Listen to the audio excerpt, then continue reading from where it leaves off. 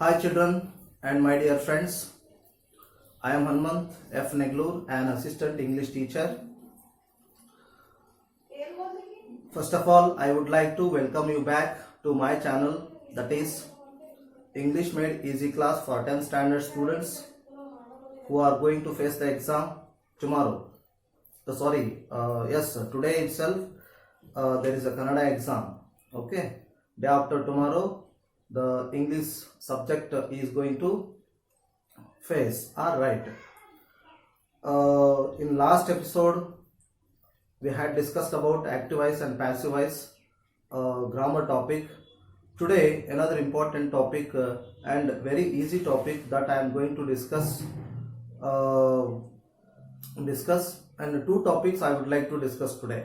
Okay, so you people know who are watching my channel and who have subscribed and who have pressed the bell button, and they know I am going to give the importance for two languages, Kannada and English, because I am concentrating Kannada medium student as well as government school student even, and also English medium student. So reason of that I am going to use Kannada and English. Okay, so let us start today's topic. The topic name is verb forms. Okay, verb forms, if they used in a sentence, what exactly they are going to call, ಅವುಗಳಿಗೆ ಏನಂತ ಹೇಳ್ತಾರೆ ಅನ್ನೋದ್ರ ಬಗ್ಗೆ ಇವತ್ತಿನ ಎಪಿಸೋಡಲ್ಲಿ ನಾನು ಏನು ಮಾಡ್ತೀನಿ ಅಂತಂದರೆ ನಿಮಗೆ ತಿಳಿಸ್ಕೊಡ್ತೀನಿ ಮಕ್ಕಳೇ. ಇದರಲ್ಲಿ ಭಾಳಷ್ಟು ಈಸಿ ಆಗಿರ್ತಕ್ಕಂಥದ್ದು, ಐಡೆಂಟಿಫೈ ಮಾಡ್ತಕ್ಕಂಥದ್ದು, ಮತ್ತು ನೀವು ಏನು ಮಾಡ್ಬೋದು ಅಂತಂದರೆ ಇದರಲ್ಲಿ ಈಸಿಯಾಗಿ ಮಾರ್ಕ್ಸನ್ನು ತೆಗೆದುಕೊಳ್ಬೋದು ಅಂತ ಹೇಳಿ ನನ್ನ ಅಭಿಪ್ರಾಯ. ದ ವರ್ಬ್ ಫಾರ್ಮ್ ಅಂತ ಹೇಳಿ ಟಾಪಿಕ್ ಇದೆ. ಅಲ್ಲಿ 3 ವರ್ಬ್ ಫಾರ್ಮ್ಗಳನ್ನು ನಾವೇನು ಮಾಡ್ತೀವಿ ಅಂತಂದರೆ ಕಲಿತೀವಿ ಮಕ್ಕಳಿಗೆ. ಎಷ್ಟು ವರ್ಬ್ ಫಾರ್ಮ್ಗಳನ್ನು ಕಲಿತೀವಿ ಅಂತಂದರೆ 3 ವರ್ಬ್ ಫಾರ್ಮ್ಗಳನ್ನು ನಾವಿಲ್ಲಿ ಕಲಿತೀವಿ ಮಕ್ಕಳೇ. ನಾನು ಮೊದಲನೇದಾಗಿ ಫಿನಿಟಿವ್ ವರ್ಬ್ ಅಂತ ಹೇಳಿ ಇದೆ. ಫಿನಿಟಿವ್ ವರ್ಬ್ ಅಂತಂದ್ರೆ ಕನ್ನಡದಲ್ಲಿ ಇದ್ರ ಮೀನಿಂಗ್ ಏನಪ್ಪಾ ಅಂತಂದ್ರೆ ಸೀಮಿತ ಅಂತ. ಏನು ಸೀಮಿತ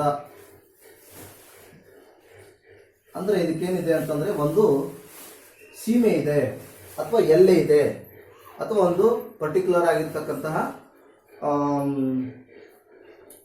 ಏನಪ್ಪಾ ಅಂತಂದ್ರೆ ಸ್ಪೇಸ್ ಇದೆ ಅಂತ ಅದರ ಅರ್ಥ. ಸೀಮಿತ ಅಂತ ಅದರ ಅರ್ಥ ಫಿನಿಟಿವ್ ಅಂತಂದ್ರೆ. ಸೊ ಇದನ್ನ ಡೆಫಿನಿಷನ್ ಏನಪ್ಪಾ ಇಂಗ್ಲಿಷ್ ಅಲ್ಲಿ ಅಂತಂದ್ರೆ, a verb indicates tense is called a finitive verb. ನೋಡ್ರಿ, ಯಾವುದು ಟೈಮ್ ಆಫ್ ದ ಆಕ್ಷನ್ ಅನ್ನ ತೋರಿಸ್ತದೆ ಸೆಂಟೆನ್ಸ್ ಅಲ್ಲಿ, ಅಂತ ವರ್ಬ್ಗಳನ್ನ ನಾವು ಫಿನಿಟಿವ್ ವರ್ಬ್ಗಳಂತ ಹೇಳಿ ಹೇಳ್ತೀವಿ. ಯಾವ verb time of the action ಅನ್ನ ತೋರಿಸ್ತದೆ ಅಥವಾ ಕ್ರಿಯೆ ನಡೆದಿರ್ತಕ್ಕಂಥ ಸಮಯವನ್ನು ಹೇಳ್ತತಿ, ಅದು ವರ್ತಮಾನ ಕಾಲ ಆಗಿರ್ಬೋದು, ಭೂತಕಾಲ ಆಗಿರ್ಬೋದು. ಹೌದಾ? ಈ 2 ಕಾಲಗಳನ್ನು ಏನು ತೋರಿಸ್ತವಲ್ಲ ಅವುಗಳಿಗೆ ನಾವು ಏನಂತ ಹೇಳ್ತೀವಪ್ಪ ಅಂತಂದ್ರೆ, ಮತ್ತೆ ಇನ್ನೂ ಒಂದು ಕಾಲ ನಾವು ಹೇಳ್ತೀವಿ ಭವಿಷ್ಯತ್ ಕಾಲ ಅಂತ ಹೇಳಿ. ಈ 3 ಕಾಲಗಳನ್ನು ಯಾವ ವರ್ಬ್ಗಳು ತೋರಿಸ್ತವೆ ಸೆಂಟೆನ್ಸ್ ಅಲ್ಲಿ ಬಳಕೆಯಾಗಿ, ಅವುಗಳನ್ನ ನಾವೇನಂತ ಹೇಳ್ಬೋದು ಅಂತಂದ್ರೆ ಫಿನಿಟಿವ್ ವರ್ಬ್ಗಳಂತ ಹೇಳಿ ಹೇಳ್ತೀವಿ ಮಕ್ಕಳೇ. ಫಿನಿಟಿವ್ ವರ್ಬ್ಗಳನ್ನ ನಾವು ಇಲ್ಲಿ ಸೆಂಟೆನ್ಸ್ ಅಲ್ಲಿ ನಾನು ಬರೆದಿದ್ದೀನಿ. A verb indicates tense is called a finitive verb. ಇಲ್ಲಿ ನಾನು ಹಾಗೇನೆ ಎಕ್ಸಾಂಪಲ್ ಅನ್ನು ಕೂಡ ಬರೆದಿದ್ದೀನಿ ಮಕ್ಕಳೇ. I write a letter, he goes to Bengaluru, she went to Delhi. See write indicates time of the action. ಏನ್ ಮಾಡುತ್ತೆ? ಟೈಮ್ ಆಫ್ ದ ಆಕ್ಷನ್ ಅನ್ನ ಇದು ಏನ್ ಮಾಡುತ್ತೆ ಅಂತಂದ್ರೆ, main verb itself shows the time of the action. ಕ್ರಿಯೆ ನಡೆದಿರ್ತಕ್ಕಂಥ ಕಾಲವನ್ನ ಈ ಮೇನ್ ವರ್ಬ್ ಏನ್ ಮಾಡ್ಬಿಡುತ್ತೆ ಅಂತಂದ್ರೆ ತೋರಿಸ್ಕೊಡುತ್ತೆ ಮಕ್ಕಳೇ. ಓಕೆ, ನಾನು ಬರ್ದಿದ್ದೀನಿ ರೈಟ್ ಅಂತಕ್ಕಂಥದ್ದು ಯಾವ ಟೆನ್ಸ್ ಇದೆ? ಪ್ರೆಸೆಂಟ್ ಟೆನ್ಸ್ ಇದೆ. ಓಕೆ, ಗೋಸ್ ಅಂತಕ್ಕಂಥದ್ದು ಕೂಡ ಪ್ರೆಸೆಂಟ್ ಟೆನ್ಸ್ ಅನ್ನ ಇಂಡಿಕೇಟ್ ಮಾಡ್ತದೆ. Okay, it shows the time of the action, it indicates time of the action. Okay, the tense, it indicates the tense. Even went also indicate the tense and time of the action. Which are the verbs used in a sentence to show time of action and indicate the tense. ಅವುಗಳಿಗೆ ನಾವು ಏನು ಮಾಡ್ತೀವಿ, ಸೂಚಿಸ್ತವಲ್ವಾ, ಅವುಗಳನ್ನು ನಾವು ಫಿನಿಟಿವ್ ವರ್ಬ್ಗಳಂತ ಹೇಳಿ ಹೇಳ್ತೀವಿ ಮಕ್ಕಳೇ. ನಿಮ್ಮ ಎಕ್ಸಾಮ್ ಅಲ್ಲಿ ಏನ್ ಮಾಡ್ತಾರೆ ಅಂತಂದ್ರೆ ಹೀಗೆ ಸೆಂಟೆನ್ಸ್ ಅನ್ನು ಕೊಡ್ತಾರೆ, ಅದರಲ್ಲೇ identify the form of the verb ಅಂತ ಕೇಳ್ತಾರೆ. So form of the verb ಅಂತ ಕೇಳಿದ ತಕ್ಷಣ ನೀವು ಇದು ಫಿನಿಟಿವ್ ಅಥವಾ ಇನ್ಫಿನಿಟಿವ್ ಅಥವಾ ನಾನ್ ಫಿನಿಟಿವ್ ಅಂತಕ್ಕಂಥದ್ದನ್ನ ನೀವು ಏನ್ ಮಾಡಬೇಕು, ಐಡೆಂಟಿಫೈ ಮಾಡಿ ಬರಿಬೇಕಾಗುತ್ತೆ ಮಕ್ಕಳೇ. ಗೊತ್ತಾಯ್ತಲ್ವಾ? ಇನ್ನು ನೆಕ್ಸ್ಟ್ ಎರಡನೆಯ ಫಾರ್ಮಿಗೆ ಬರೋಣ. ಎರಡನೆಯ ಫಾರ್ಮ್ ಯಾವ್ದಪ್ಪ ಅಂತಂದ್ರೆ ನಾನ್ ಫಿನಿಟಿವ್ ವರ್ಬ್ಸ್ ಅಂತ. ಬಹಳ ಸಿಂಪಲ್ ಆಗಿರ್ತಕ್ಕಂಥ ಟಾಪಿಕ್ ಇದು. Some other verbs of the some other verbs do not take the time of an action on their own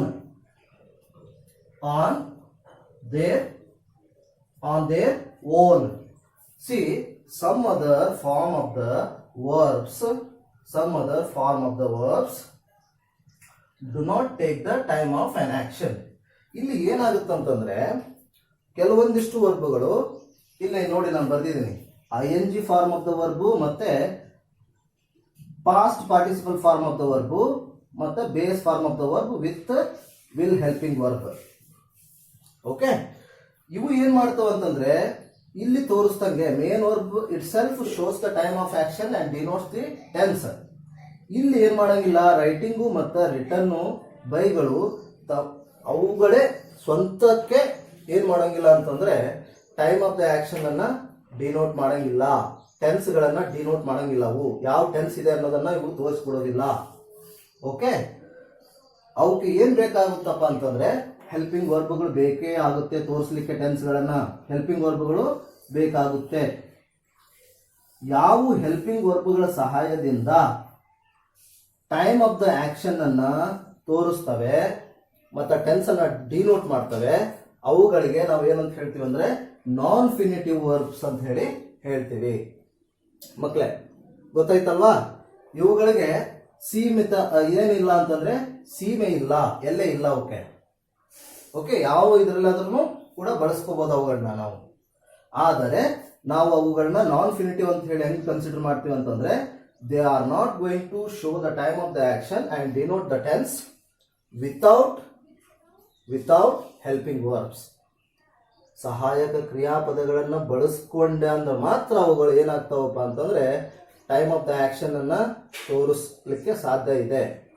ಆ sentence time of the action ಅನ್ನ ತೋರಿಸ್ಲಿಕ್ಕೆ ಸಾಧ್ಯ ಇದೆ. ವರ್ಬ್ಗಳೆಲ್ಲ ತೋರಿಸ್ತಕ್ಕಂಥದ್ದು ಆ ಸೆಂಟೆನ್ಸ್ ತೋರಿಸುತ್ತೆ. ಅದು ಏನು ಅಂತಂದ್ರೆ ಹೆಲ್ಪಿಂಗ್ ವರ್ಬ್ಗಳಿದಾವಲ್ವಾ, ಅವುಗಳು ಏನ್ ಮಾಡ್ತಾವ ಅಂತಂದ್ರೆ ಟೈಮ್ ಆಫ್ ದ ಆಕ್ಷನ್ ಅನ್ನ ತೋರಿಸ್ತವೆ. ಯಾವ ಹೆಲ್ಪಿಂಗ್ ವರ್ಬ್ಗಳನ್ನ ತೆಗೆದುಕೊಂಡು ಟೈಮ್ ಆಫ್ ದ ಆಕ್ಷನ್ ಮತ್ತೆ they do not show the tense denote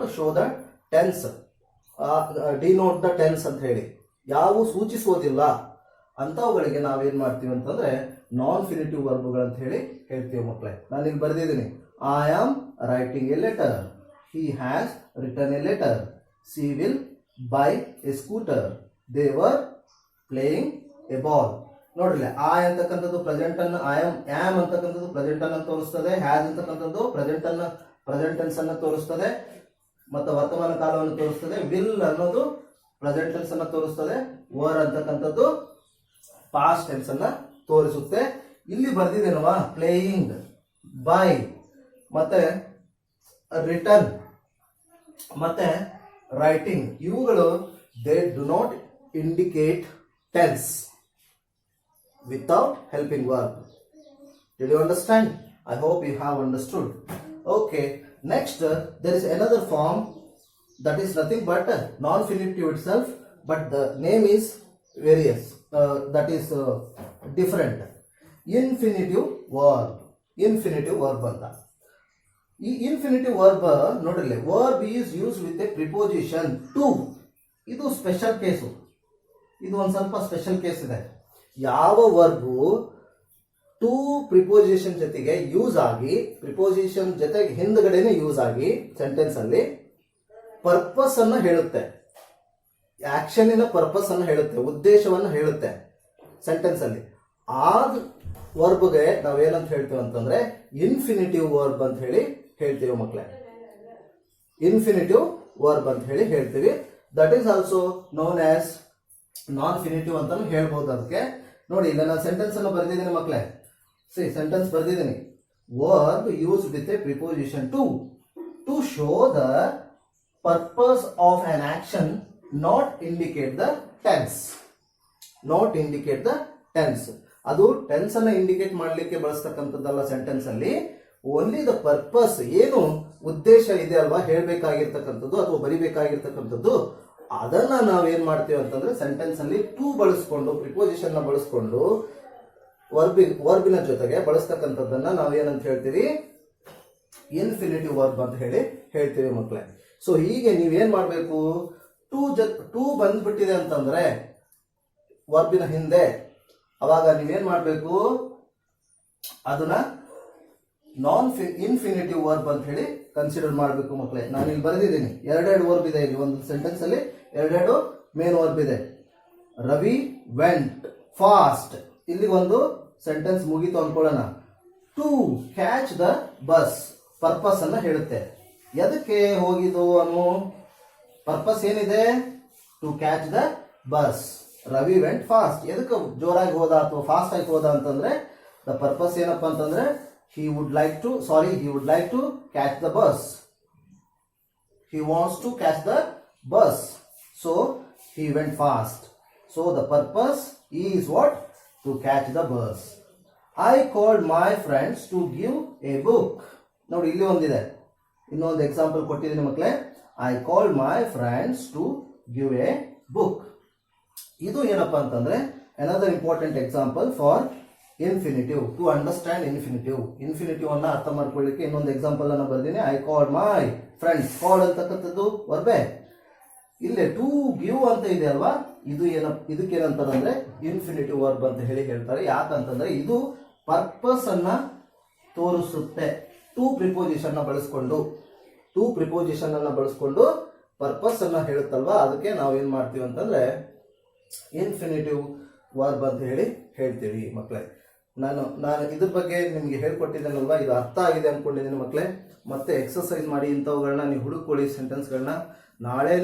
ನಾಡಿದ್ದೇ exam ಇರೋದ್ರಿಂದ ನಿಮ್ಗೆ ಏನ್ ಮಾಡ್ಬೇಕು ಅಂತಂದ್ರೆ ಈಗ ಮಾಡಿರ್ತಕ್ಕಂಥ ಎಪಿಸೋಡ್ಸ್ಗಳನ್ನ ನೀವೇನ್ ಮಾಡ್ತೀರಿ, ಇನ್ನೂ ಒಂದು ಸರಿ ನೋಡ್ಬಹುದು, ಅವುಗಳನ್ನ ನೀವು ನೋಡ್ಬಹುದು.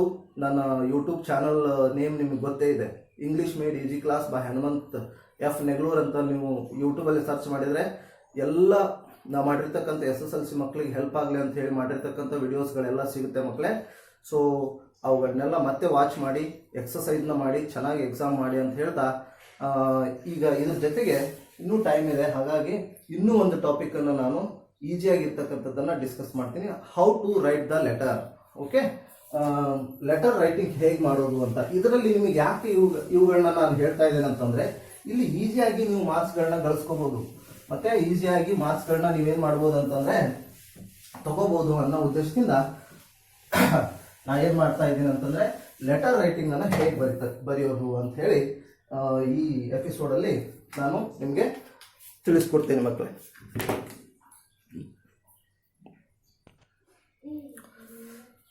ಮತ್ತೆ ನಾವು ನಮ್ಮ ಚಾನಲ್ಗೆ ಹೊಳೆ ಬರೋಣ ಮಕ್ಕಳೇ. ಸೊ ಹೊಳೆ ಬರೋದ್ರ ಮುಖಾಂತರ ನಾವು ಏನು ಮಾಡೋಣ ಅಂತಂದರೆ ಮತ್ತೊಂದು ಇಂಪಾರ್ಟೆಂಟ್ ಟಾಪಿಕನ್ನು ನಿಮಗೆ ಹೇಳ್ಕೊಡ್ತೀನಿ. ಭಾಳ ಈಸಿಯಾಗಿರ್ತಕ್ಕಂಥದ್ದು, ಈಸಿಯಾಗಿ ಮಾರ್ಕ್ಸ್ ತೆಗಿತಕ್ಕಂಥದ್ದು. ನೋಡಿ ಇಲ್ಲೇ ಲೆಟರ್ ರೈಟಿಂಗ್ ಅಂತ ಹೇಳಿ ನಿಮ್ಮ ಎಕ್ಸಾಮಿನೇಷನಲ್ಲಿ ಕೇಳ್ತಾರೆ. May be for that carries 4 marks or 5 marks. I don't know exactly the marks is going to carry letter writing. ಇಲ್ಲಿ 2 ರೀತಿಯ ಲೆಟರ್ಗಳನ್ನು ನಿಮ್ಮ ಕ್ವಶನ್ ಪೇಪರಲ್ಲಿ ಕೇಳ್ತಕ್ಕಂಥ ಚಾನ್ಸ್ ಇದೆ. ಅದನ್ನು ಕೇಳ್ತಾರೆ.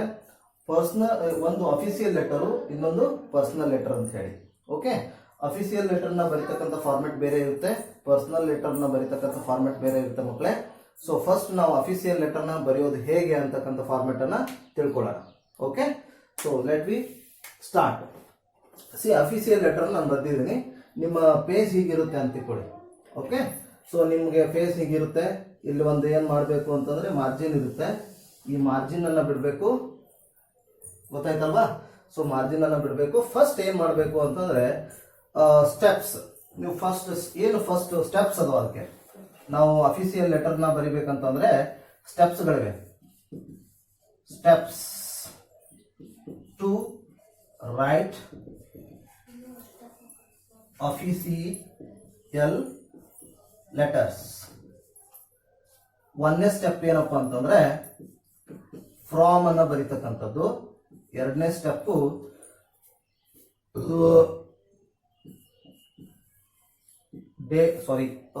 ಎರಡನೇ ಸ್ಟೆಪ್ ಏನ್ ಬರಿಬೇಕು ಅಂದ್ರೆ ಡೇಟ್ ಬರಿಬೇಕು. ಎಸ್, ಡೇಟ್ ಅನ್ನು ಬರೀತಕ್ಕಂಥದ್ದು.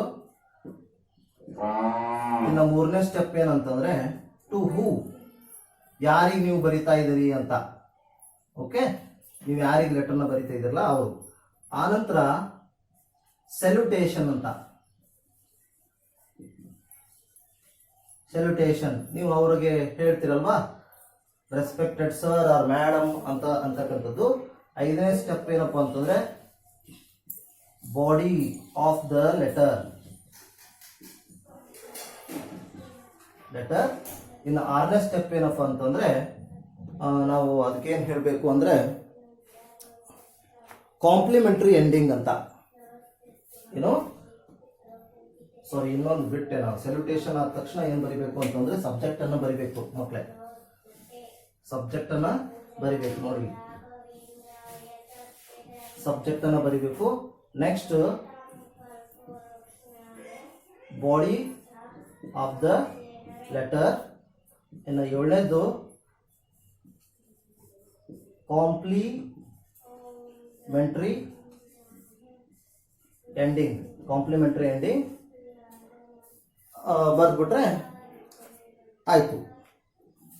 ಈಗ ನೋಡಿ ಮಕ್ಕಳೇ, ನಾನು ಇವು ಸ್ಟೆಪ್ಗಳನ್ನ ನೀವು ಫಾಲೋ ಮಾಡಿತ್ತು ಅಂತಂದ್ರೆ ಮಿನಿಮಮ್ ನಿಮಗೆ 4 ಮಾರ್ಕ್ಸ್ ಇತ್ತು ಅಂತಂದ್ರೆ ಅದರಲ್ಲಿ ಮಿನಿಮಮ್ 3 ಮಾರ್ಕ್ಸ್ಗಳನ್ನ ನೀವು ತೆಗೆದುಕೊಂಡೇ ಕೊಳ್ತೀರಾ ಅಂತ ಹೇಳಿ. ಆದ್ರೆ ಇವುಗಳನ್ನ ನಾವು ಫಾಲೋ ಮಾಡಬೇಕಾಗುತ್ತೆ ಮಕ್ಕಳೇ ನೀಟಾಗಿ. ಓಕೆ, ಸೊ ನಾವು ಇಲ್ಲೊಂದು ಎಕ್ಸಾಂಪಲ್ ಅನ್ನ ತೋರಿಸ್ತೀನಿ. ಫ್ರಾಮ್ ಅಲ್ಲಿ ಬರ್ದಿದ್ದೀನಿ, imagine you are a Suma Bijapur, write a letter to your principal or head master governments high school Haveri ಅಂತ ಬರ್ದಿದ್ದೀನಿ. ಓಕೆ, ನಾವು ಅಲ್ಲಿ ಏನ್ ಮಾಡ್ಕೋಬೇಕು, ಫ್ರಾಮ್ ಯಾರ್ ಅನ್ನೋದನ್ನ ಫಸ್ಟ್ ತಗೋಬೇಕು. ಇಲ್ಲಿ ನಾವು ಫ್ರಾಮ್ ಅನ್ನ ಬರ್ಲಿಕ್ಕೆ ಏನ್ ಮಾಡ್ಬೇಕು, ಚಾಲು ಮಾಡ್ಬೇಕು. ಅಂಡರ್ಲೈನ್ ಮಾಡಬಾರ್ದು ಮಕ್ಕಳೇ. ಫ್ರಾಮ್ಗೆ ಹೀಗೆ ಏನ್ ಮಾಡ್ಬೇಕು, ಹೈಪನ್ ಅನ್ನ ಹಾಕ್ಬೇಕು. ಓಕೆ, ನೋಡಿ ಇಲ್ಲಿ ಫ್ರಾಮ್ ಏನು, ಸುಮಾ ಬಿಜಾಪುರ್, ಅವ್ರ ಅಡ್ರೆಸ್ ಇದು ಬಿಜಾಪುರ್. ನೆಕ್ಸ್ಟ್ ಯಾವ ಹೈಸ್ಕೂಲ್ ಅವ್ರದ್ದು, ಗವರ್ಮೆಂಟ್ ಹೈಸ್ಕೂಲ್,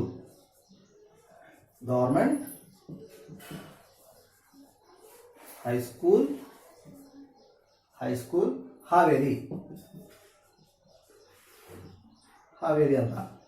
ಓಕೆ, ನೆಕ್ಸ್ಟ್ ಏನ್ ಹಾಕ್ಬೇಕು, ನೆಕ್ಸ್ಟ್ ಸ್ಟೆಪ್ ಡೇಟ್ ಮಕ್ಕಳೇ. ಡೇಟ್ ನಾವು ಯಾವ್ದು ಹಾಕೋಣ, ಇವತ್ತಿನ ಡೇಟ್ ಹಾಕೋಣ. What is the date today, 27th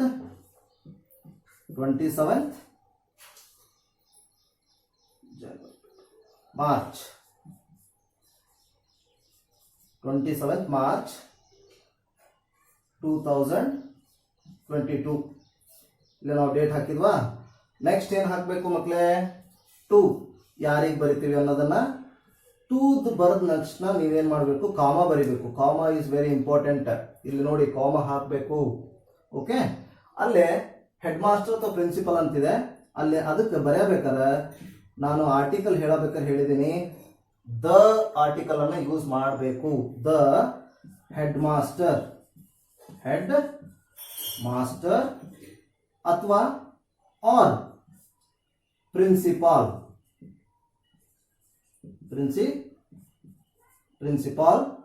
ಯಾವ ಸ್ಕೂಲ್ ಅದು, ಗವರ್ಮೆಂಟ್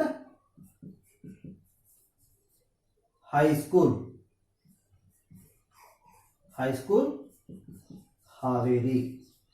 ಹೀಗೆ ಇದೇನಪ್ಪ ಆಯ್ತಂದ್ರೆ 2 ಆಯ್ತು ಮಕ್ಕಳೇ. ಈಗ ನೆಕ್ಸ್ಟ್ ಏನು, ಸಲ್ಯೂಟೇಷನ್ ಹಾಕ್ಬೇಕಲ್ವಾ. ರೆಸ್ಪೆಕ್ಟೆಡ್ ಸರ್ ಅಥವಾ ಮೇಡಮ್ ಅಂತ. ಅಲ್ಲೇ ನಿಮಗೆ ಲೇಡಿ ಪ್ರಿನ್ಸಿಪಲ್ ಇರ್ಬೋದು, ಅಥವಾ ಲೇಡಿ ಹೆಡ್ ಮಾಸ್ಟರ್ ಇರ್ಬೋದು, ಅಥವಾ ಜೆಂಟ್ಸ್ ಇರ್ಬೋದು. ಸೊ ಹಾಗಾಗಿ ಸರ್ ಆರ್ ಮೇಡಮ್ ಅಂತ ಬರೆದಿದ್ದೀನಿ. ಅದರ ನಂತರದಲ್ಲಿ ಸಬ್ಜೆಕ್ಟ್ ಅನ್ನ ಬರೀಬೇಕು ಮಕ್ಕಳೇ. ಸಬ್ಜೆಕ್ಟ್ ಅಲ್ಲಿ ನಾವು ಸಬ್ಜೆಕ್ಟ್ ಏನು ಅಂತ ಬರ್ದಿಲ್ಲ. ನಾ ಸಬ್ಜೆಕ್ಟ್ ಏನ್ ಹಾಕ್ತೀನಿ ಅಂತಂದ್ರೆ ಲಿವ್ ಫಾರ್ 4 days ಅಂತ ಹಾಕ್ತೀನಿ. ರಿಕ್ವೆಸ್ಟ್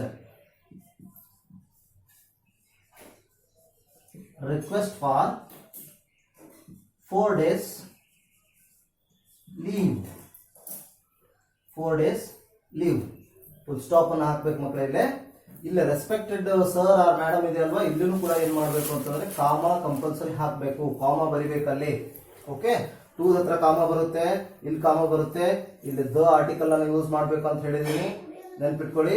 ನೆಕ್ಸ್ಟ್ ಡೈರೆಕ್ಟ್ ಆಗಿ ನಾವು ಬಾಡಿ ಆಫ್ ದ ಲೆಟರ್ಗೆ ಬರ್ತೀವಿ. ನೋಡ್ರಿ, ಬಾಡಿ ಆಫ್ ದ ಲೆಟರ್ಗೆ ಬರ್ತೀವಿ. ಅವಾಗ ನಾವೇನ್ ಬರಿಬಹುದು ಅಂತಂದ್ರೆ ಅದು ನಿಮಗೆ ಬಿಟ್ಟಿದ್ದು, ಅದು ನಿಮಗೆ ಗೊತ್ತಿರುತ್ತೆ. ಅದು ಏನ್ ಬರಿಬೇಕು, ನಿಮ್ ತಲೆಯಲ್ಲಿ ಏನಿರ್ತದಲ್ವಾ ಅದನ್ನ ಬರಿಬೇಕಾಗುತ್ತೆ ಮಕ್ಕಳೇ. ಈಗ ನನ್ನ ತಲೆಯಲ್ಲಿ ಏನಿದೆ ಅದನ್ನ ನಾನು ಬರೆದು ತೋರಿಸ್ತೀನಿ ನೋಡಿ. With the mentioned above subject ಅಂತ ಬರಿತೀನಿ. With the mentioned above subject I Suma Bijapur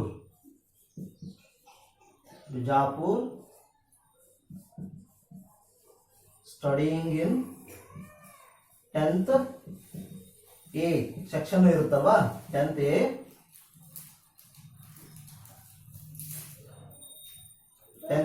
My parents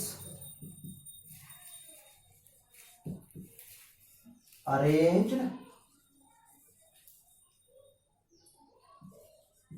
marriage for my sister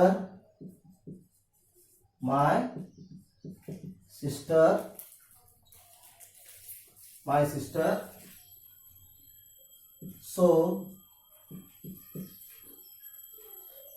I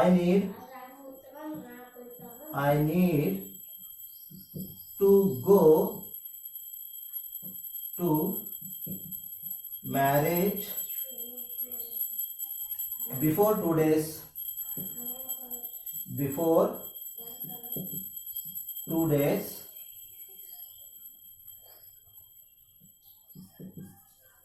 Therefore, please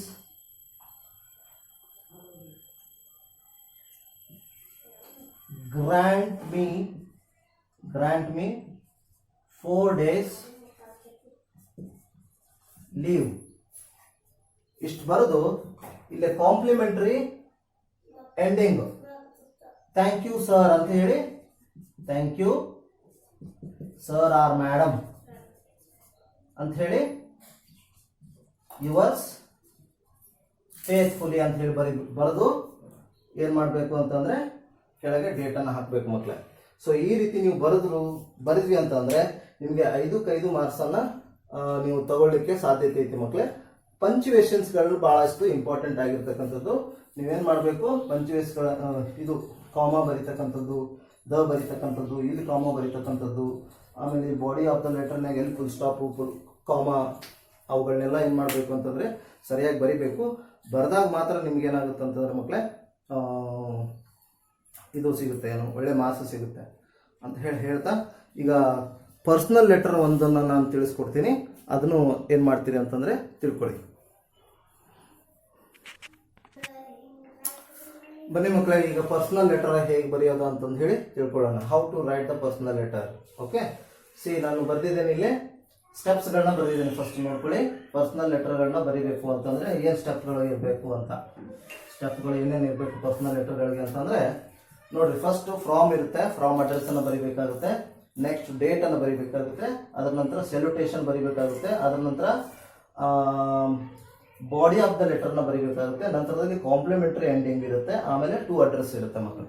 okay, so ನಾನು ಇಲ್ಲಿ ಬರೆದಿದ್ದೀನಿ. ನಿಮ್ಮ ಎಕ್ಸಾಮ್ ಪೇಪರ್ ಅಲ್ಲಿ ಹೀಗೆ ಬರ್ಬೋದು. Imagine you are a Mohan Neglur, write a letter to your friend inviting him or her to your school annual gathering ಅಂತಾನೆ ಇರ್ಬೋದು. ಅಥವಾ imagine you are a Mohan Neglur, write a letter to your parents asking them to come to your school gathering. ನೀವು hostel ಅಲ್ಲಿ ಇರ್ತೀರಾ, ಅವಾಗ ಏನ್ ಮಾಡ್ತೀರಾ ಅಂತಂದ್ರೆ ಸ್ಕೂಲ್ ಗ್ಯಾದರಿಂಗ್ ಇರುತ್ತೆ ಅಥವಾ ಹಾಸ್ಟೆಲ್ ಗ್ಯಾದರಿಂಗ್ ಇರುತ್ತೆ. ಅಂತ ಸಂದರ್ಭದಲ್ಲಿ ಏನ್ ಮಾಡ್ತೀವಿ, ಆನ್ಯುವಲ್ ಗ್ಯಾದರಿಂಗ್ ಇರುತ್ತಲ್ವಾ, ಫಂಕ್ಷನ್ಗೆ ಬಂದು ಅಟೆಂಡ್ ಆಗಿ ಅಂತ ಹೇಳ್ಬಿಟ್ಟು ಲೆಟರ್ ಅನ್ನ ಬರಿಬಹುದು. ಅಥವಾ ಆಸ್ಕಿಂಗ್ ಮನಿಯ ದುಡ್ಡನ್ನು ಕಳಿಸಿ ಅಂತ ಹೇಳಿ ನೀವೇನ್ ಮಾಡ್ಬೋದು, ಪರ್ಸನಲ್ ಲೆಟರ್ ನಿಮ್ಮ ಪೇರೆಂಟ್ಸ್ ಗಳಿಗೆ ಬರಿಬಹುದು.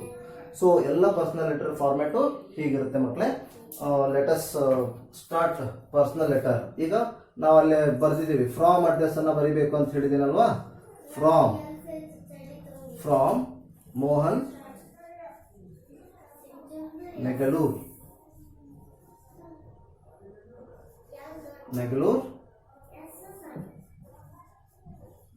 ಹಾವೇರಿ 581115 ಹೀಸ್ ಅಡ್ರೆಸ್ ಇದು. ನೆಕ್ಸ್ಟ್ ಏನು ಬರೀಬೇಕು? ಸ್ಟೆಪ್ ಪ್ರಕಾರ ಡೇಟ್ ಬರೀಬೇಕು ಮಕ್ಕಳೇ. 23rd, ಇವತ್ತೆಷ್ಟು 27 ಅಲ್ವಾ? 27 ಮಾರ್ಚ್ 2022. ಓಕೆ ಮಕ್ಕಳೇ, ನೆಕ್ಸ್ಟ್ ಏನು ಬರೀಬೇಕು? ಸಲ್ಯೂಟೇಷನ್ ಬರೀಬೇಕಲ್ವಾ. ಇಲ್ಲೇ ನಾವು ಅಲ್ಲೇ ರೆಸ್ಪೆಕ್ಟೆಡ್ ಸರ್ ಮೇಡಮ್ ಅಂತ ಬರ್ತಿದ್ವಿ ಪರ್ಸನಲ್ ಲೆಟರ್ಗೆ, ಸಾರಿ ಆಫೀಸಿಯಲ್ ಲೆಟರ್ಗೆ. ಇಲ್ಲೇನು ಬರೀಬೇಕು? ಮೈ ಡಿಯರ್ ಫ್ರೆಂಡ್, ಅಥವಾ ಅವ್ರ ಹೆಸರನ್ನ ಬರಿಬಹುದು. ಮೈ ಡಿಯರ್ ಫ್ರೆಂಡ್ ಏನಂತ ಹೇಳಿ? ದೀಕ್ಷಾ ಅಥವಾ ಸಿಂಚನ, ದೀಕ್ಷಾ ಸಿಂಚನ ಅಂತ ಬರೆದು ಏನ್ ಮಾಡಬೇಕು? ಕಾಮ ಹಾಕಬೇಕು ಮಕ್ಕಳೇ. ನೆಕ್ಸ್ಟ್ ನೀವೇನು ಮಾಡಬೇಕು? ಬಾಡಿ ಆಫ್ ದ ಲೆಟರ್ ಅನ್ನ ಸ್ಟಾರ್ಟ್ ಮಾಡಬೇಕು. ಬಾಡಿ ಆಫ್ ದ ಲೆಟರ್ನ ಹೇಗೆ ಸ್ಟಾರ್ಟ್ ಮಾಡ್ತೀರಾ ನೀವು ಅಂತಂದ್ರೆ ಮಕ್ಕಳೇ, ಇಲ್ಲಿ ಐ ಆಮ್ ಫೈನ್,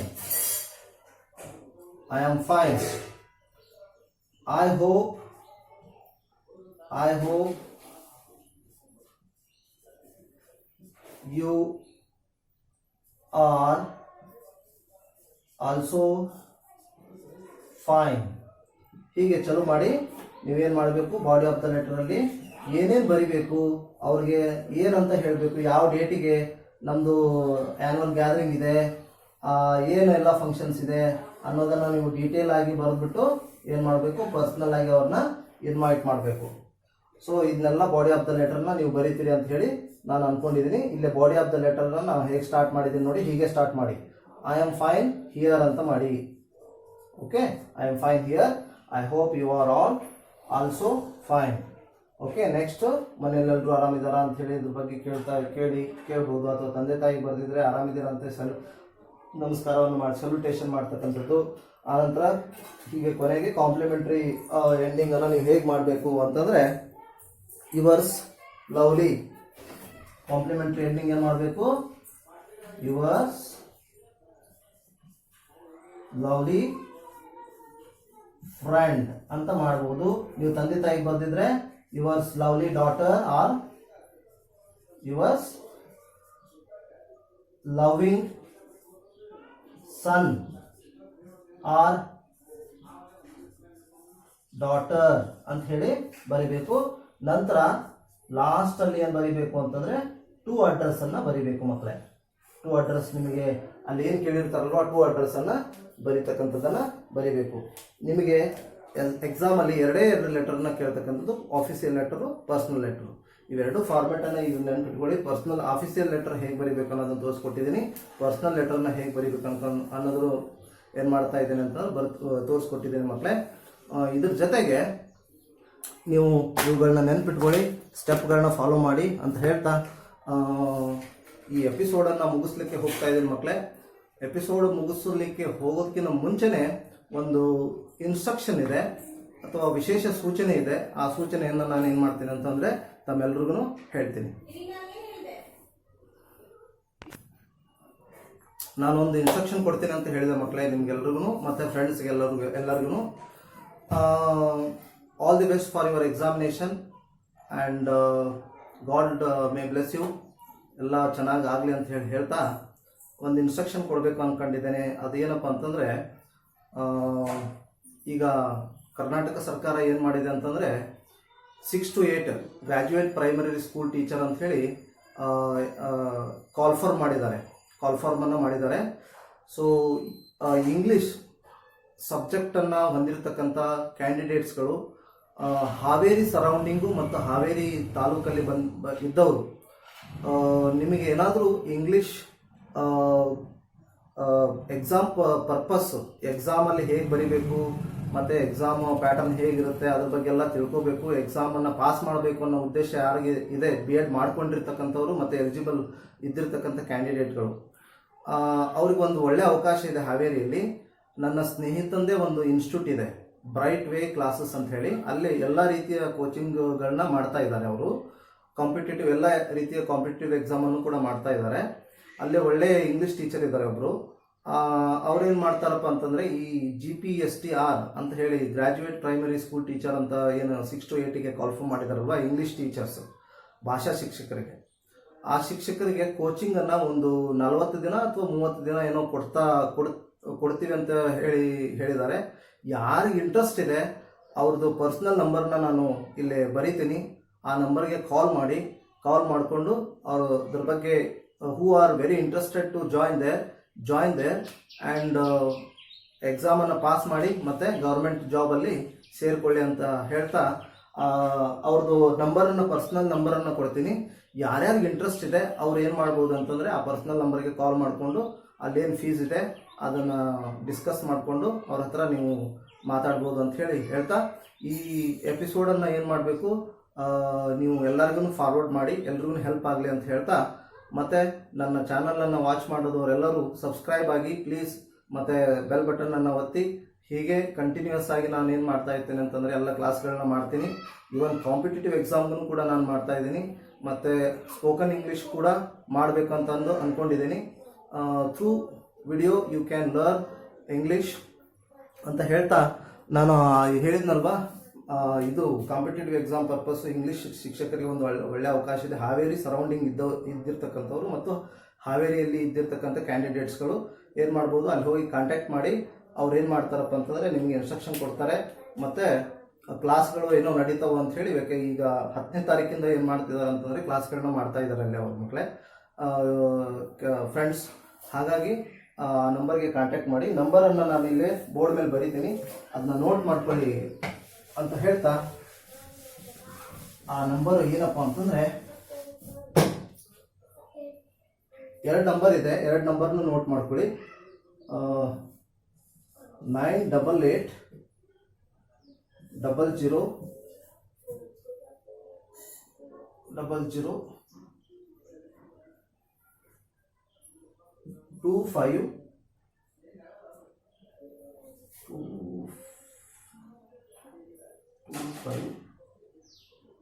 993. ಸೊ ಇನ್ನೊಂದು ನಂಬರ್ ಇದೆ 5787 ಅಂತ. ಇವು 2 ನಂಬರ್ನ ನೋಟ್ ಮಾಡ್ಕೊಳ್ಳಿ. ಇದು ಬ್ರೈಟ್ ವೇ ಕ್ಲಾಸಸ್ ಅಂತ ಹೇಳಿ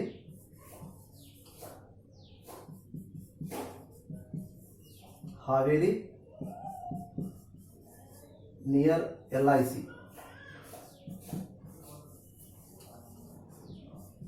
LIC ಆಫೀಸ್. ಇದು ಏನಪ್ಪ ಅಂತಂದ್ರೆ ಅಲ್ಲಿ ಅಡ್ರೆಸ್ಸು, ಅವ್ರಿಗೆ ಕಾಂಟ್ಯಾಕ್ಟ್ ಮಾಡಿ ಇದ್ರದ್ದು ಯೂಸನ್ನು ತೆಗೆದುಕೊಳ್ಳಿ ಅಂತ ಹೇಳ್ತಾ ಈ ಎಪಿಸೋಡನ್ನು ಮುಗಿಸ್ತಾ ಇದ್ದೇನೆ. ತಮ್ಮೆಲ್ಲರಿಗೂ ಧನ್ಯವಾದಗಳು.